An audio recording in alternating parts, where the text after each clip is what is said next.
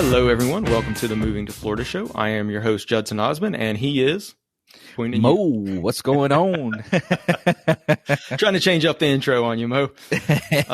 So hey, we just had a great conversation with Ocala equestrian property expert Abigail Dinsick. Equestrian properties, by the way, if you're uninformed, are horse properties. So I'm sure some of you guys out there are into horses, and if you're looking to move to Florida and you love horses, you want to have a horse farm, Ocala is probably going to be the place to go. So Abigail has been a horse trainer actually for 20 years, and she is now a realtor, as I said, representing primarily horse properties in the Ocala area. So she's going to come on and tell us a little bit about Ocala and everything that goes on there. Mo, how are you doing? You staying warm today? I'm trying to stay warm as much as possible. I know this weekend I gotta go into my storage and get my heavy coats because it's gonna hit 29 degrees. Yeah, it's getting a little chilly here in Florida, unseasonably, even though it is January, unseasonably cold. But hey, we're supposed to be in the 70s, bro. That is the normal January weather here. Yes, admittedly. But we have these cold snaps where it gets, we have winter for 3 to 5 days and then it'll go back into the 70s and 80s. Yep. And then every year we say, I don't think last year's winter was this bad. Look, guys, when we say it's cold, like 50s is cold here in Florida. Yes. Yes, it is. Well, hey, let's not drag our feet anymore. Let's get right to it and bring Abigail on. By the way, check out our website at movietofloridashow.com. So you'll see a cool blog post on Abigail Dinsick and the Ocala area, and that'll be a great way for you guys to connect with her directly. All right, let's get to the interview. All right. Well, Abigail, thank you so much for joining us here today. We are excited to hear about Ocala and about these equestrian properties that you tend to work on, right? So before we get into that, one thing that we always like to ask all of our guests is kind of, what your Florida story is, since so many people moved here from other places. Are you a Florida native, or did you come here from somewhere else? Actually, I'm a little bit of both. It's kind of interesting. So I was born in Chicago. But I spent half of my childhood up there and then half in a suburb of Orlando, Longwood, actually. So I have a little half and half story. And then after I graduated high school up north, I had enough of the winters and I was traveling for horses and obviously found my way back down here. Oh, okay. Gotcha. Yeah, you're speaking Mo's language there. Mo, when was it that you moved down from Chicago? I moved down in 98 from Chicago. Oh, heck yeah. Yeah. There we go. So already you guys got something in common. I don't miss those winters either. So not at all. Not at all. Especially with horses, you're outside and, it's 4 a.m. and there's a blizzard and it's just, it's not fun. No, it's not. Shoveling is the worst. Yeah. So yeah, speaking of winters, you guys, it is unseasonably cold right now. Or, I guess it is January, right? But yeah, it is. For us here in Florida, it is cold. And when I say cold, it's like 59 degrees right now. But for us Floridians, that's cold. And we do I saw the low is like 29 for this weekend. Yes. Yeah. So brutal. Yeah. So you guys, that is definitely not the norm for Florida, but we've got a little bit of that cold weather coming in. So anyway, Abigail, I did see also that, you mentioned horses, that you've been a horse trainer for 20 years. Yeah. So I actually specialize in show jumpers and dressage. But being that horses were my passion, I dabbled in a little bit of everything, but that's what I've done. I've traveled, mostly for jumpers across the country for different competitions. Obviously, Florida in general is huge for horses. I started coming to Ocala, over 10 years ago for horse shows in the wintertime, because Florida, you can do horses year round. So that's actually how I found my way to Ocala. Okay. Gotcha. Well, I definitely want to hear more about, all of the horse things and definitely the horse properties that you have there in Ocala. But before we do that, can you tell our listeners just a little bit about, the Ocala area in general? Oh my gosh. Yes. Obviously I love the Ocala area, but I remember coming off of 75, the highway, driving south. And of course, Florida, you see palm trees everywhere, and that's kind of the tropical thing and the oranges. But the thing that I love about Marion County and Ocala was you get off the highway, and we got off at 326, and you're driving down, and it's these big, gorgeous live oak trees, and they're just covering the road from both sides, and it's just like a fairy tale. So that was my first experience with Ocala, and kind of how I fell in love, and the horse farms on either side, and the gently rolling hills on the way through the countryside. But Marion County is huge. Most people don't realize how big it is. It's actually the size of Rhode Island. So it's a lot of territory to cover. And Ocala itself is a pretty big city. And each of the 4 quadrants of Ocala is kind of its own diverse culture. So we have a very interesting market where, Ocala is one town, but we have 4 very different areas. So while we have all these people moving from across the country, if the city isn't for them, or the budget, there isn't for them, there's always something that they can find for them in Ocala. Gotcha. Okay. Well, I'm curious, the 4 different areas, like what, can you give us a little breakdown on that? Oh, yeah, absolutely. So your northwest quadrant is classically the horse area. That's the horse farm area. The World Equestrian Center is very close to that, and that's a whole conversation on its own. We'll get to that. Yes. But Northwest Ocala is mostly horse farms, and they have something put in place actually called the Horse Farm Protection Act, because they wanted to make sure that it stayed that way as Ocala grew. So as land gets sold and divided off and built into subdivisions and things, you actually can't do that in the horse farm preservation area. You can't have anything less than 10 acres. So that will always be kind of that classic Ocala feel with the horse farms. Nice. To the southwest is where we have Highway 200. And off of that, we have a lot of basically anywhere you'd run your errands, your restaurants, your shopping, your dining, all that kind of stuff. And we have On Top of the World that is in that section. If you haven't heard of On Top of the World, it is one of the premier 55 plus communities. And it has essentially taken over that area.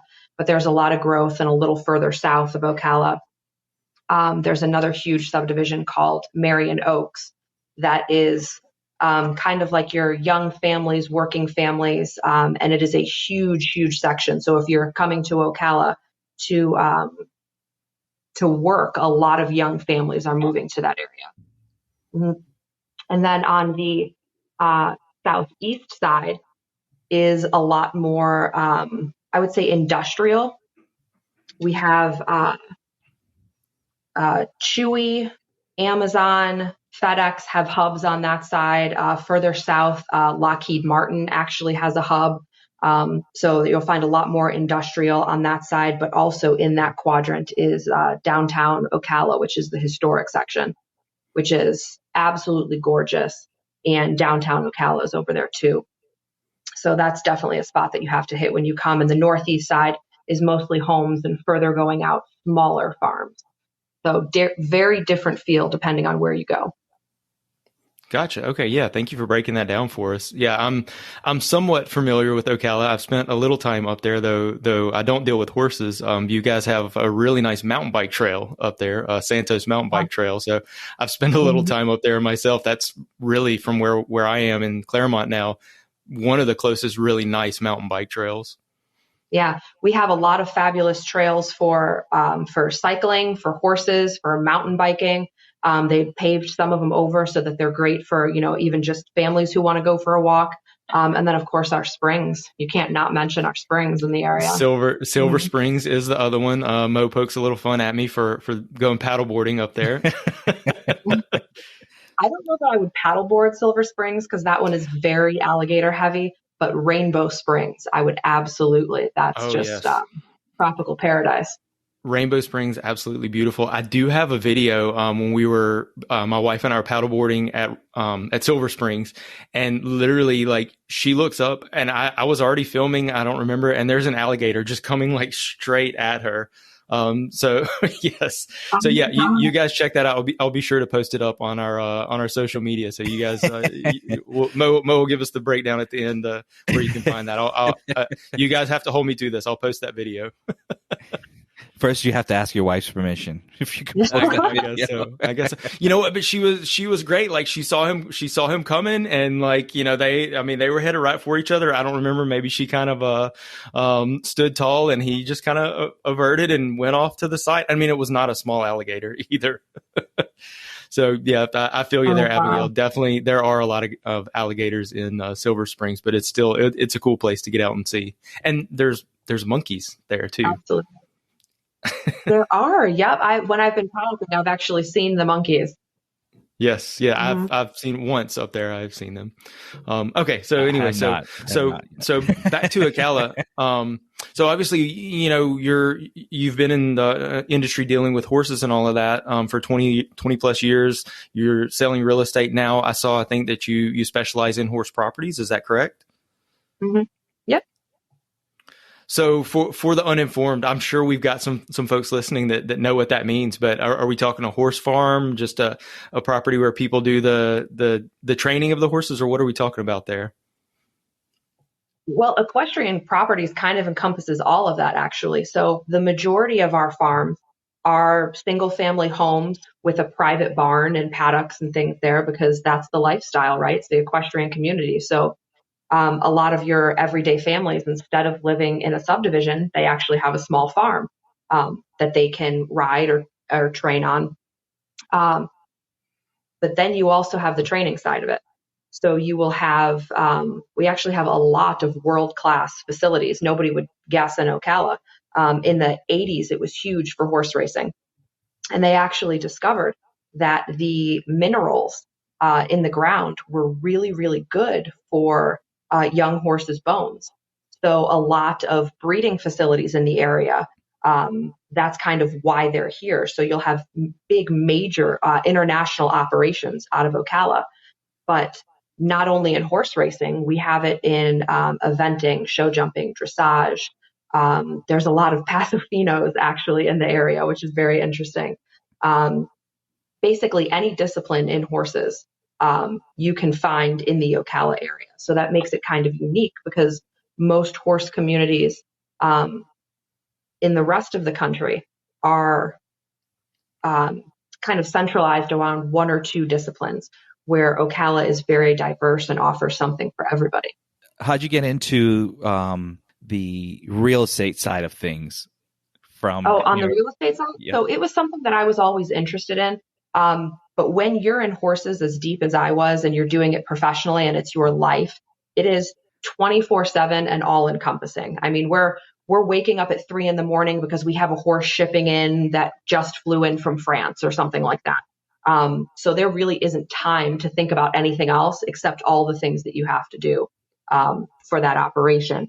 So I never really got a chance to explore some of those other avenues. And finally, I had just moved up from Wellington several years ago, and I had moved to Ocala permanently instead of just traveling here constantly. And I kind of sat down one day and I was just like, these are some of the things that I would like to explore. And granted, it took me, another couple of years, but real estate was one of them. So I got my license and just kind of thought I was going to check the box, but hit the ground running and it exploded. So. Yeah, so I'm curious. You mentioned the World Equestrian Center right there in Ocala. I know that is a new development, but I believe it has opened now. Is that correct? Yeah, it's actually been open since last year. Mm-hmm. Okay. When they originally opened, they weren't completely finished with construction. In fact, there's still some things that they're doing now, but there's a large amount of the barns and arenas are open. They've been hosting events there. They not only do equestrian events, interestingly enough, but they actually also have expo centers there. So they've had American Kennel Club recognized dog shows. They had a international food and wine festival there. They had a German fest, and for Christmas they did a display with over 1 million lights, and they had Santa, and they had an ice rink, and I mean it's a whole nother scale. Yeah. Right. Yeah. And I know that's definitely a big development. It was a big deal, several years ago when that was announced for Ocala. It was a big deal. Mm-hmm. Yeah. I think the coolest thing about it is that it's free to spectators. So anybody who wants to come, families don't have to pay. They don't have to buy a ticket. I mean, obviously, if you want to get souvenirs or food or things like that, but to offer something like that of such value to the community, I think is huge. Oh, very cool. I had not heard that. That's cool. You gotta have to check it out. Absolutely. So most Saturday nights they have a Grand Prix, so you can watch the highest level of international show jumping competition for free. And it's typically, if the weather's nice enough, it's out in a big stadium under lights from like 7 to 10 p.m. on a Saturday night, and it's a lot of fun. Yeah, there we go. Wow. Always something to do in Ocala. Right. And I have to say, for me, it's nice to be on the spectator side of it, because it used to be me by the ring getting everything ready and getting set up for our competitors to go in. But now I get to relax on the sidelines. That's yeah, so fun. I'm sure you enjoy that then. Yeah. Hey, absolutely. Maybe you could tell us, Abigail, I remember seeing that they were building like a community that was somehow attached to the Equestrian Center. Is that right? Yeah, so there technically already is, and that's Golden Ocala. Golden Ocala is a gated community, but it's just houses. It's not the farms. And I think what you're speaking to is they're actually going to build on an additional section, which will be small farms and farmettes. So like maybe 3 to 5 acres, so that you can have your horse and your small farm and then just ride over to the competition. Oh, very cool. Okay. All right. For us horse people, that's very cool anyway. Yeah, it is. It's quite cool. Now, if I come up to Ocala and I buy a large piece of land and I decide I want to put a stable on it, do I need to get permission? Well, zoning, absolutely. You'll need to make sure you're in the right area for that. So most of our horse farms are going to be A1 zoning. And that encompasses pretty much anything that your, single family home would want to do, or your training operation. Okay. And you can have both, correct? What do you mean? Like how you can live on the land, on the equestrian land, as well as, train on the equestrian absolutely. Land. Yeah. I would encourage it. Yeah, okay. Horses are 24 hour. Cool. Right, when they're getting shipped in at 3 a.m. Yeah, absolutely. Yep. You don't want to live 2 miles away and then come out at 3 o'clock in the morning. That's a roll out of bed kind of thing. All right. Very cool. I think we've ran out of questions for you, Abigail. I mean, this was all very informative. Definitely when it comes to horses, I know nothing at all. I'm more your mountain bike and paddleboard kind of guy. Unfortunately, real estate has kept me way too busy to do those things too. So I hear you there. Absolutely. But yeah, like you said, I mean, the paddleboarding and mountain biking, Ocala offers that as well. So no matter what anybody's looking for, the horses is just kind of the add-on, the kind of the heart of what we are. Well, and definitely a growing city. I mean, with that World Equestrian Center, I would imagine that that's a good, opportunity for employment. That probably brought a lot of employment in. And then with the different factories and warehouses that you mentioned earlier, I know if you're driving up 75, I've seen that Chewy factory off to the side and seen all that growth and development that's gone on in that area. Definitely, seems like a good place to invest in real estate. It definitely seems like a growing market for sure. It absolutely is. I'd say, since last year, we've seen exponential growth. Absolutely. Absolutely. Where have you seen the most amount of people come who are coming to Ocala? Where are they coming from usually? Honestly, everywhere. So we didn't speak much about Dunnellon, but Dunnellon is where Rainbow Springs is, Rainbow River. Right. And Dunnellon is one of the markets that I work because it's within Marion County. But I have people who call from Miami who specifically want to move to Dunnellon, which is a very small town. I mean, just a couple of years ago, it had a Walmart, and that was the biggest thing. Like, it only recently got a Publix. So to hear people moving from Colorado, California, New Jersey, Washington, who want to move to Dunnellon, Florida, that really means something. I think they're kind of attracted to that Rainbow Springs, but also that small town feel. It is a really cool little town. I've mentioned Dunnellon a few times on the podcast before. Yeah, I'm a big fan. Mm-hmm. Well, with that, Abigail, thank you so much for joining us on the show. Definitely enjoyed hearing about the equestrian properties. Possibly in the future, we'd like to have you back on and hear about all the development around the World Equestrian Center and Ocala. With that, Mo, would you mind taking us out? All right. We want to hear from you. You can reach us on our Moving to Florida show hotline by dropping a voicemail or text to 407-900-5859. If you'd like to connect with us, if you have any questions, or if you need a realtor in Florida, you can reach us at movingtofloridashow@gmail.com or drop us a DM on Facebook or Instagram at Moving to Florida Show. Be sure to subscribe to the show if you like our content, so it will automatically download to your device and get you one step closer to moving to Florida.